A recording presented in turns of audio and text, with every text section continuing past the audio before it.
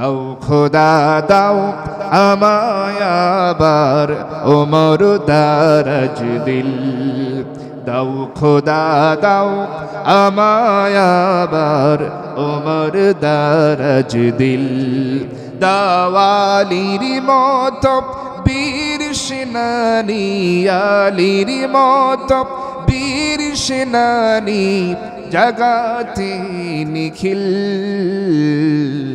দাও খোদা দাও আমায় আবার ওমর দারাজ দিল। লিল্লাহ তাকবীর। আমার ভাইরা, আমি কি শেষ করে দেব? আর একটু সময় আমরা দিতে চাই, কারণ মা বোনেরা অনেকে এসেছেন, মা বোনেরা এসেছেন। দেখেন, নারী এবং পুরুষ উভয়কে আল্লাহ পাক সৎ কাজের আদেশ করতে বলেছেন, অসৎ কাজে নিষেধ করতে বলেছেন। আজকে দেখেন, নারী এবং পুরুষ উভয় যদি এই দায়িত্ব পালন করে সমাজটা সুন্দর হয়ে যাবে। আমরা জানি, সারা জীবন শুনে এসেছি 10 জন জান্নাতের সুসংবাদ প্রাপ্ত সাহাবীর কথা নাম শুনেছি। আজকে এমন কিছু নারীদের নাম বলবো তাদের ব্যাপারে জান্নাতের ফয়সালা করা আছে। সুবহানাল্লাহ বলেন। এরকম 14 জন জান্নাতি নারীর নাম আমি আপনাদের সামনে বলতে চাই, যেগুলো আমাদের সকলের জানা থাকা প্রয়োজন। মা বোনেরা ভালো করে শুনবেন। আল্লাহ রাব্বুল আলামিন যাদেরকে জান্নাত দিবেন, জান্নাতে প্রবেশ করাবেন, দুনিয়াতে যাদের ব্যাপারে জান্নাতের ফয়সালা করা আছে নারীদের মধ্যে আমি 14 জনের নাম পেয়েছি। একজন হলো হযরতে ফাতিমা রাদিয়াল্লাহু তাআলা আনহা, যার ব্যাপারে বলা হয়েছে সাইয়্যিদাতুন নিসাই আহলিল জান্নাহ, তিনি হলেন জান্নাতি রমণীদের সরদারিনী। সুবহানাল্লাহ বলেন।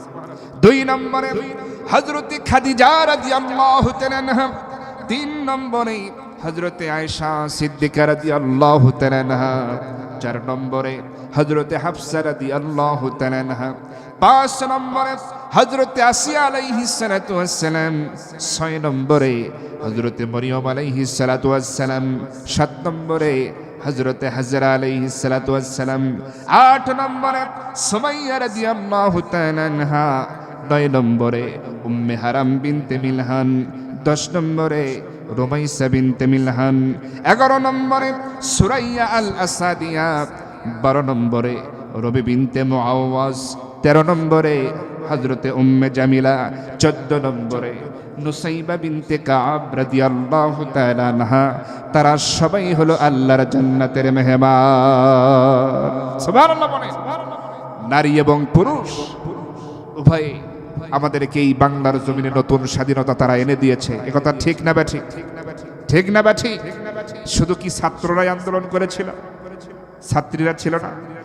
ইউনিভার্সিটি, বিশ্ববিদ্যালয়ে ওই সময় আমরা দেখেছি নারী এবং পুরুষ, ছাত্র এবং ছাত্রী উভয় তারাই আন্দোলন করেছেন। শুধু যদি ছাত্ররা করত তাহলে মনে হয় সফল হতো না, কারণ বিদেশিরা তারা তো এটা নজর করেছে, দেখেছে। তারা যখন দেখেছে নারীরাও এর সাথে যুক্ত, ওরা তো আবার এই ওরা চায় যে নারীরা বেশি বেশি রাস্তায় আসুক, ওদের চিন্তা হলো এটা। কিন্তু আমাদের নারীরা তারা তো অন্যায়ের বিরুদ্ধে প্রতিবাদ করার জন্য নেমেছিল। কথা বলেন ঠিক কি? ঠিক না বা ঠিক? নারী পুরুষ উভয় যখন নেমেছে, তরুণ তরুণীরা, ছাত্র যুবক ভাইয়েরা, যুবতী বোনেরা যখন নেমেছেন, অন্যায়ের বিরুদ্ধে যখন আপোষহীনভাবে এরকম যখন ভূমিকা পালন করেছে, তখন ইতিহাসের এই সর্বনিকৃষ্ট আচরণকারী আলেম ওলামার দুশমন, এই সমস্ত বর্তমান জামানার লেডিস ফেরাউনেরা, তারা তখন তাদের আন্দোলনের দাবানলে টিকতে না পেরে অবশেষে তারা পালাতে বাধ্য হলো। কথা বলেন ঠিক কিনা? আসতে বলবেন না ঠিক কিনা? এই ব্যাপারে সাহায্য করেছেন কে বলেন তো? সাহায্য করেছেন কে? আল্লাহর সাহায্য ছাড়া কি সম্ভব ছিল? এত এত প্রশাসন, এত কিছু, সব কিছু আমার, এরপরেও কোনো লাভ হলো না, কারণ অহংকার হচ্ছে পতনের মূল। এ কথা শুনেছি কিনা আমরা? এজন্য ক্ষমতা হোক যত বেশি, টাকা পয়সা যত বেশি হোক, অহংকার করা যাবে না। অহংকার করার কারণে, অধিক মাত্রায় জুলুম চাপিয়ে দেওয়ার কারণে এরকমটা পরিণতি হয়েছে। কারণ আপনি কুফরি করবেন, আল্লাহ আপনাকে দুনিয়াতে নাও ধরতে পারে। যেমন অনেকে আছে নামাজ পড়ে না, এরকম আছে না? নামাজ না পড়া বান্দা কুফরি অবস্থায় থাকে, হাদিসের কথা, মানে কাফের হয়ে গেছে এরকম না, কিন্তু সে কুফরি হালতে অবস্থান করে। এখন নামাজ যে পড়ে না তাকে কিন্তু আল্লাহ পাক খাবার দেয়, অক্সিজেন দেয়, সবকিছু দেয়, দেয় কিনা বলেন? এমনকি কাফের মুশরিকদেরকেও খাবার দেয় আল্লাহ পাক।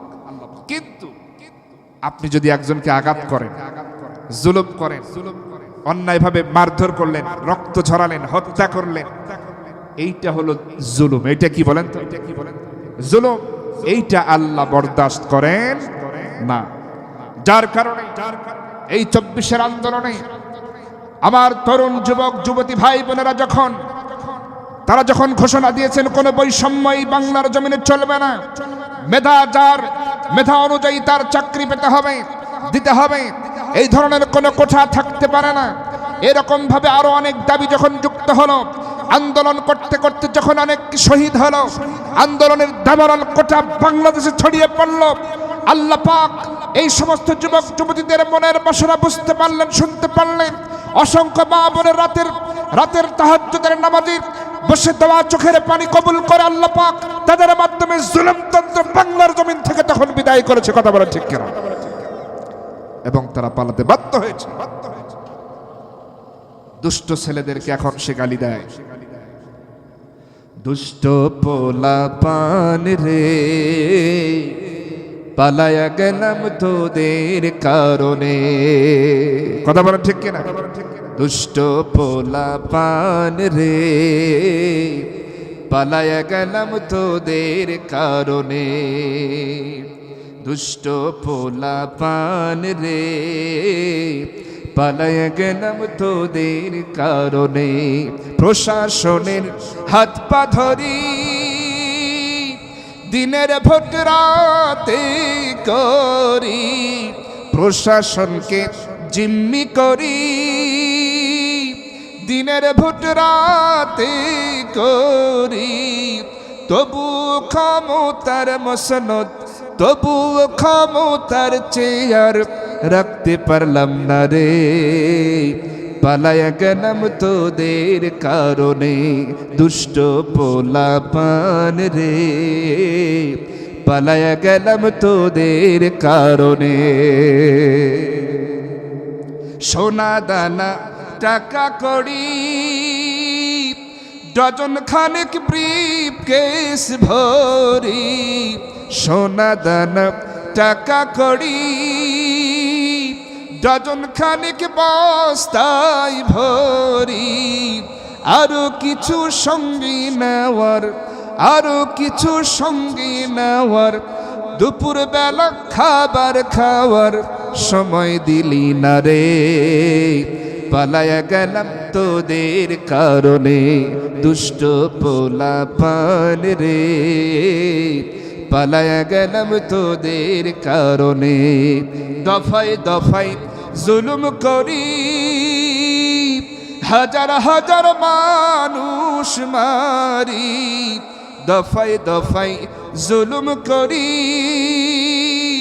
হাজার হাজার মানুষ মারি, ভিনদেশেতে করলাম পাড়ি, এখন গলায় ফাঁসির দড়ি, সইতে পারি না রে, পালায়া আসি তোদের কারণে। দুষ্ট পোলা পান রে, পালায়া আসি তোদের কারণে। কথা বলেন ঠিক কিনা? আপনারা কি রাগ করলেন? মন খারাপ করলেন? আসলে যে জুলুম করা হয়েছে এটা যদি আপনার সাথে করা হতো, আপনার সন্তানের সাথে করা হতো, তাহলে বুঝতেন, আর এর থেকে বেশি বলতেন। এজন্য একটাই কথা, বান্দা হিসেবে আল্লাহর নাফরমানি করা চলবে না, কোনো জুলুম করা যাবে, ক্ষমতা আছে বলে যা কিছু তাই করা যাবে, কিন্তু ইতিহাস থেকে মানে মানুষ শিক্ষা নেয় না, এটাই হলো মানুষের সবচেয়ে বড় ভুল। কথা বলেন ঠিক কিনা? আমার বন্ধুগণ, তাহলে নারী এবং পুরুষ উভয় যদি দায়িত্বটা গ্রহণ করে নেয়, সূরা তাওবার ওই আয়াতটাকে যদি কেউ ফলো করে, সূরা তাওবার ৭১ নম্বর আয়াত খুলে দেখবেন,